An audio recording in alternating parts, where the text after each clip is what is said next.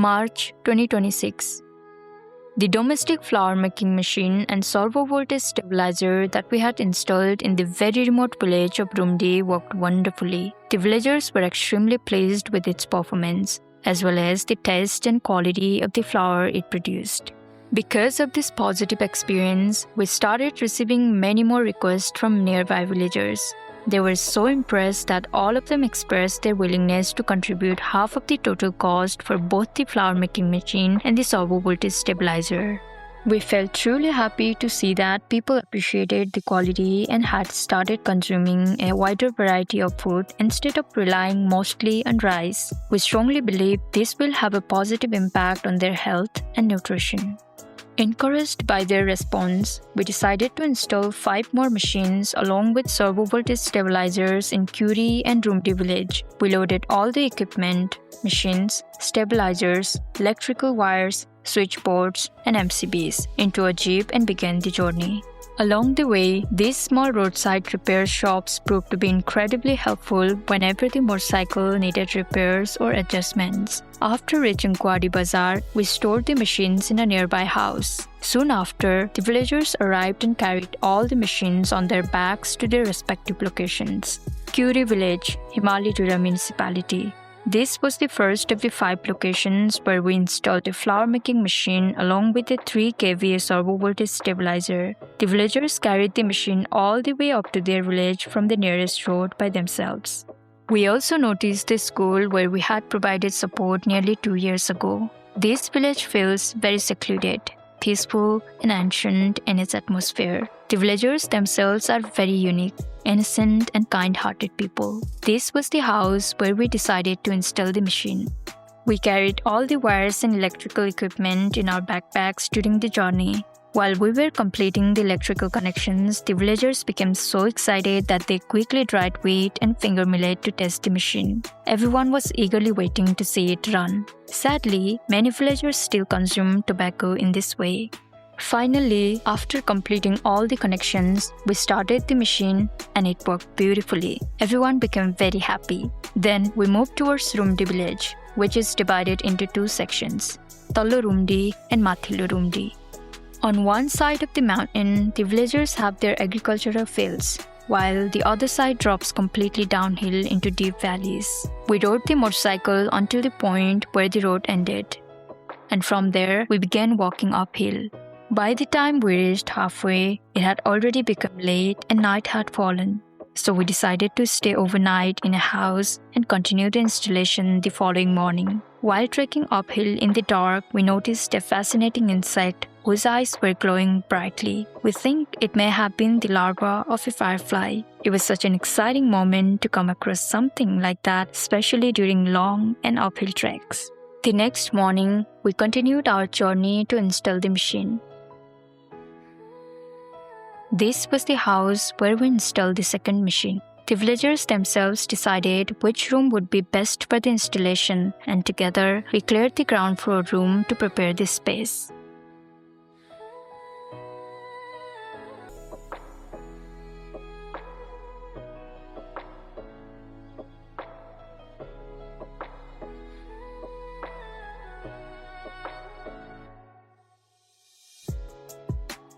Making the electrical connection from the meter box to the room was the most difficult and time-consuming part of the process. We had to make holes through different sections of the house in order to route the wiring properly. After completing all the electrical connections, we finally opened the curtains and installed the machine and voltage stabilizer.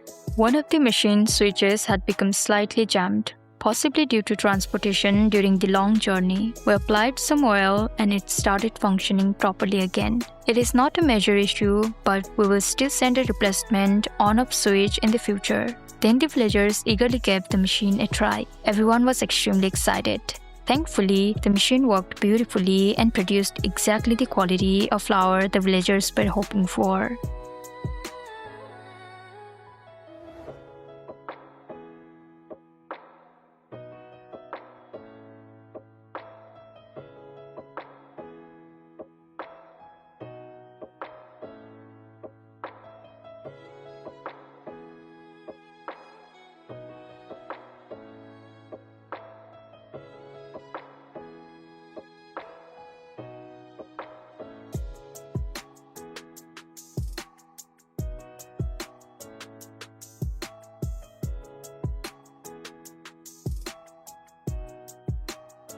After everything was completed, the villagers warmly offered us food, and we happily accepted. People in these mountain regions often sit on sheep skins like these inside their homes. They are incredibly soft and warm. The villagers prepared the food in this traditional way, and it turned out to be absolutely delicious. Wow, it was such an amazing experience. The houses in the mountains of Nepal usually have very low ceiling heights because smaller rooms are easier to keep warm during cold weather, and they also help make the structures stronger and more stable in harsh mountain conditions. This was the place where we installed the third machine. The villagers had already started preparing the grains for making flour. Thankfully, all the equipment reached safely. We carefully cross-checked every item before opening the cartons. After that, we began the electrical connections. It took quite some time, but we managed to complete everything properly and neatly. Soon, many villagers gathered inside the small room where we were installing the machine. The room became completely full. We respectfully requested them to come later so we could work more comfortably. But nobody wanted to leave because everyone was too excited to see the machine running. We also requested the villagers to place the machine slightly above the ground in order to keep it safe from insects, rodents, and dust. Finally, we started the machine, and it worked beautifully. The servo voltage stabilizer also performed perfectly. Everyone was happy. In this house, we installed the fourth flour making machine along with the voltage stabilizer. The room chosen by the villagers for the installation had a very low ceiling height, which made the work a little challenging. We carefully completed all the electrical connections, installed an MCB and a switchboard, and safely connected everything with the stabilizer. After the setup was completed, the machine worked very smoothly and beautifully. In this house as well, we instructed the villagers to keep the machine above the ground. The villagers became very happy and excited. To celebrate the occasion, they prepared sweetbreads called pango in the local language. They warmly offered it to us along with green vegetable soup, and it tasted absolutely scrumptious. The entire atmosphere was filled with happiness, warmth, and celebration.